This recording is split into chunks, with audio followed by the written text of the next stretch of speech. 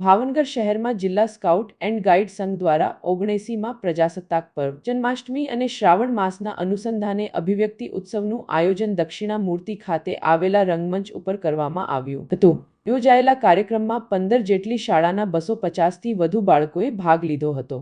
કાર્યક્રમમાં બાળકો દ્વારા વિવિધ કાર્યક્રમો પ્રસ્તુત કરીને અલગ અલગ અભિનય રજૂ કરવામાં આવ્યા હતા, જેમાં રાષ્ટ્રીય ભક્તિ, કૃષ્ણ વંદના, શિવ વંદના કલાકૃતિ વગેરે જેવી અભિનય રજૂ કરાયા હતા। ભારત માતાને પુષ્પાંજલિ પણ અર્પણ કરવામાં આવી હતી અને આઝાદ હિન્દ, વંદે માતરમ જેવા નારાઓ પણ લાગ્યા હતા।